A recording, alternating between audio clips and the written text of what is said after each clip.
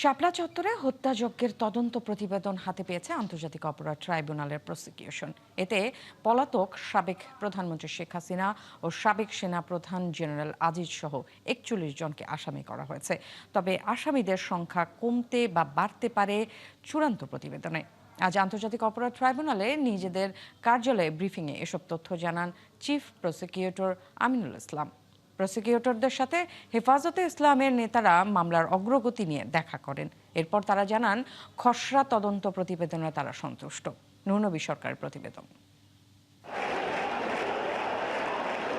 ২০১৩ সালের ৫ মে রাজধানীর মতিঝিলের শাপলা চত্বরে হেফাজতে ইসলামের মহাসমাবেশে হত্যাযজ্ঞ চালায় তখনকার আওয়ামী লীগ সরকার ও তার বাহিনী। তাতে ৫৮ জনকে হত্যার প্রমাণ মিলেছে। ফ্যাসিস্ট শেখ হাসিনা সরকারের পতনের পর আন্তর্জাতিক অপরাধ ট্রাইব্যুনালে অভিযোগ দেয় হেফাজতে ইসলাম। এরপর তদন্তে নামে ট্রাইব্যুনালের প্রসিকিউশন টিম।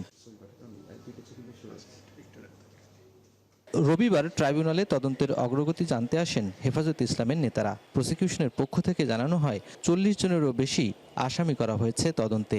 এতে প্রধান আসামি শেখ হাসিনা, সাবেক আইজিপি সহ বিভিন্ন স্তরের কর্মকর্তা সহ ২ জন সাংবাদিকও হয়েছেন আসামি। পরে এ নিয়ে ব্রিফিংয়ে প্রসিকিউশন জানায় ২১ জুলাই প্রতিবেদন ট্রাইব্যুনালে দাখিল করা হতে পারে। খুব আশা করছি যে আগামী ২১ তারিখ আমাদের ট্রাইব্যুনাল খোলার দিনই আমি বাদী হয়ে আমাদের ফর্মাল চার্জটা আমি দাখিল করতে চাই।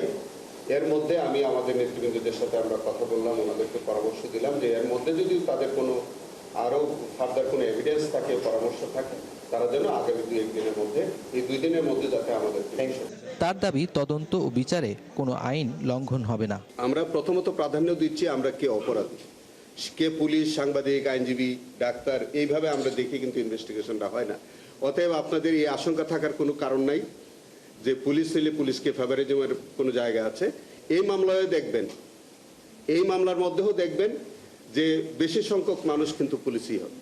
ব্রিফিংয়ে কথা বলেন হেফাজত নেতারাও। তারা জানান তদন্তে তারা সন্তুষ্ট। নিহতদের যে সংখ্যা, এই সংখ্যাটা সেই সংখ্যাটাই আসছে আমাদের আলোচনাতেও এবং এই তদন্তের মধ্যে দিয়েও যাদের তথ্য সংগ্রহ করা সম্ভব হয়েছে। আমরা আগাগোড়াই বলছি যে এখানে অনেক মিসিং আছে, যে একেবারে ডেড বডি মিসিং, যাদের কোনো হদিসই নাই। তদন্ত প্রতিবেদনের পর আনুষ্ঠানিক অভিযোগ জমা দেওয়ার মধ্য দিয়ে শাপলা চত্বর হত্যাকাণ্ডের বিচার শুরু হবে। নূনবী সরকার, ৭১, ঢাকা।